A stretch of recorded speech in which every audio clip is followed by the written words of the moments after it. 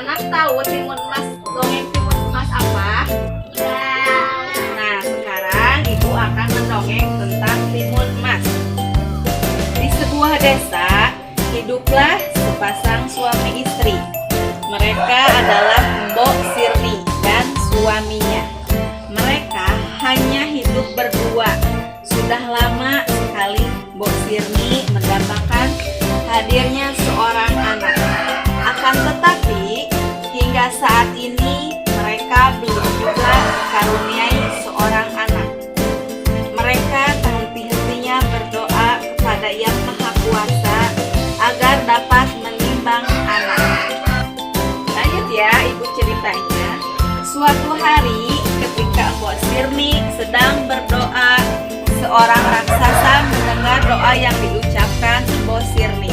Kemudian raksasa itu masuk mendatangi rumah mereka dan berkata, "Apakah benar kalian ingin memiliki seorang anak? Jika memang benar, aku akan membantu kalian mendapatkan anak dari anak, tapi ada satu syarat yang harus kalian penuhi," ucap raksasa itu dengan suara yang menggema. "Apa syaratnya, wahai raksasa?" jawab Mbok Sirni.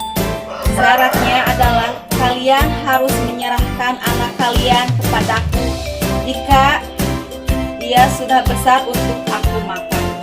Mendengar syarat yang diajukan oleh raksasa, Mbok Sirni dan suaminya menyetujui karena mereka sangat menginginkan seorang anak. Lanjut lagi ya. Setelah perjanjian itu selesai, sang raksasa memberikan biji timun untuk mereka tanam. Mengapa raksasa itu memberikan kita biji timun ya Pak? Padahal kita kan menginginkan seorang anak, bukan biji timun, ucap Mbok Sirni. "Aku juga tidak mengerti, tapi sudahlah, kita tanam dan rawat saja timun ini dengan sebaiknya sampai berbuah," jawab Mbok Sirni.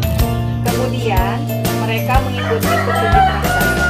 Biji timun yang diberikan oleh raksasa ditanam dan dirawat dengan baik. Setelah beberapa minggu, tanaman itu mulai berbuah. Di antara buah timun ada yang berbeda. Terdapat satu buah timun yang ukurannya sangat besar dan berwarna keemasan. Lanjut lagi ya. Ketika buah timun yang berwarna keemasan itu terlihat sudah masak, Mbok Sirni dan suaminya lalu memetik dan memilahnya pelan-pelan. Betapa kagetnya pasangan suami istri itu ketika melihat isi timun. Di dalam buah timun itu terdapat bayi perempuan yang sangat mungil dan lucu. Mereka sangat bahagia dan bersyukur karena penantian untuk mendapatkan seorang anak akhirnya terwujud. Kemudian bayi mungil itu diberi nama timun emas. Lanjut lagi ya. Timun emas dirawat dan dibesarkan dengan penuh kasih sayang oleh Mbok Sirni dan suaminya. Mereka sangat senang melihat pertumbuhan timun emas yang semakin hari semakin besar dan cantik. Suatu hari sang raksasa datang dan menagih janji Mbok Sirni untuk menyerahkan kembali anak mereka. Mbok Sirni dan suaminya tidak rela kehilangan anak mereka, sehingga Mbok Sirni mencari-cari alasan agar raksasa tidak mengambil timun. Hari berganti hari, timun emas semakin besar dan batas waktu penyerahan pun semakin dekat. Mbok Sirni dan suaminya semakin hari semakin cemas dan gelisah. Suatu malam, Mbok Sirni bermimpi. Di dalam mimpinya, dia bertemu dengan seorang petapa yang ada di Gunung Kidul. Lalu Mbok Sirni menceritakan mimpinya kepada suaminya. "Coba kita saja cari saja petapa itu di Gunung Kidul, Bu. Siapa tahu ini adalah petunjuk dari dewa," ucap suami Mbok Sirni. Keesokan harinya, Mbok Sirni dan suaminya pergi ke Gunung Kidul. Ternyata memang benar di gunung tersebut ada seorang yang sangat sakti. Ya, setelah sampai di rumah Mbok Sirni, memberikan 4 bungkusan itu kepada timun emas sambil memberikan nasihat. "Anakku, jika suatu saat nanti raksasa datang dan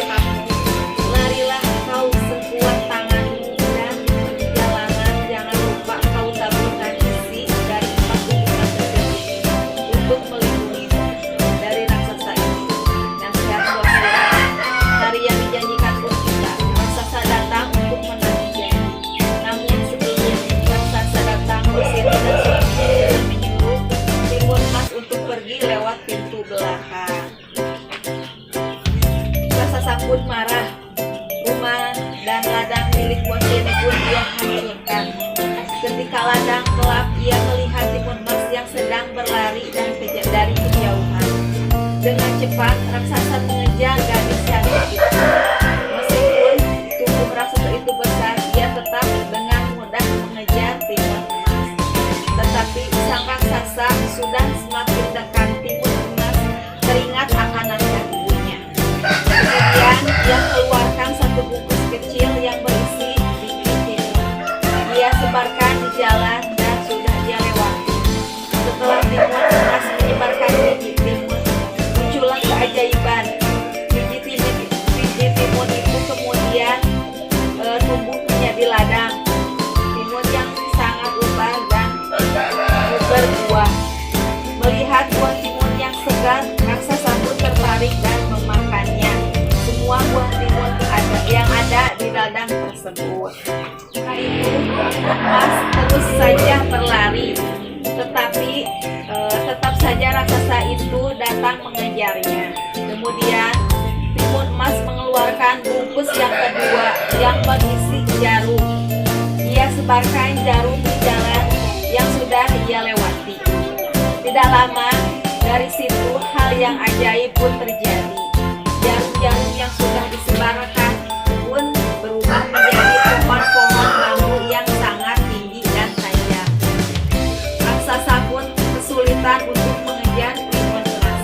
Kakinya terluka karena tusukan bambu yang tajam. Setelah biji timun, jarum dan garam ia sebarkan, hanya ada satu pangkal yang tersisa, yaitu terasi. Timun emas melihat raksasa itu semakin mendekat padanya. Akhirnya ia putuskan untuk mengambil bungkusan yang terakhir. Dibukanya bungkusan itu, lalu ia sebarkan terasi itu di jalan yang sudah ia lewati. Seketika terasi yang sudah disebarkan berubah menjadi lautan lumpur yang hitam. Dengan tenaga yang tersisa, raksasa tersebut keluar dari lumpur tersebut. Semakin banyak raksasa itu bergerak, semakin ia terjebak di dalam lumpur itu. Karena ternyata lautan itu adalah lautan lumpur yang hidup. Akhirnya raksasa itu tidak dapat berbuat apa-apa lagi. Ia pun tenggelam dan mati termakan. Lanjut ya. Satu lembar lagi. Melihat kejadian itu, timun emas merasa lega dan tenang. Ia pun kembali ke rumahnya dan menceritakan tentang raksasa itu. Mendengar cerita timun emas, Bosiri dan suaminya pun turut senang. Ini tidak ada lagi yang akan mengambil timun emas. Ini mereka pun hidup bahagia dan tenang bersama-sama.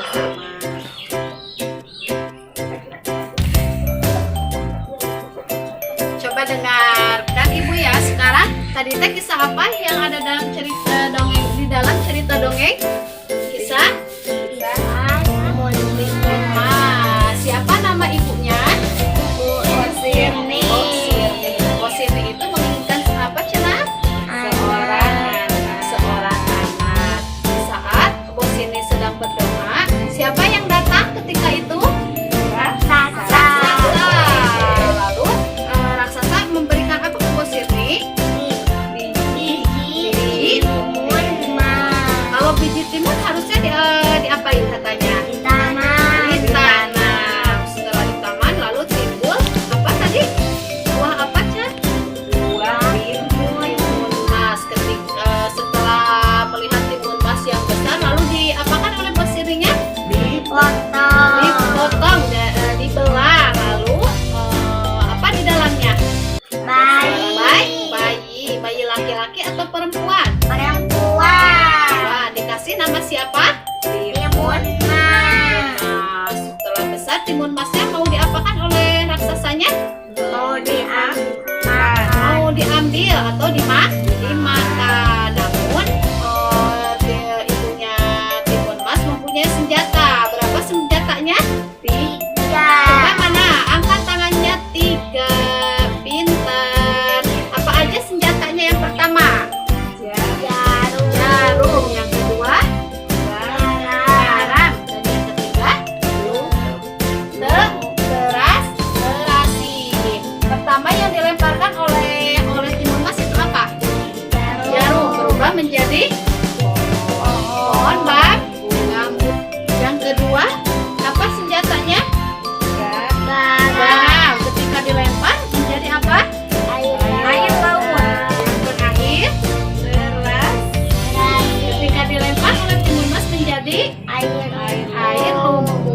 setelah itu siapa yang matinya?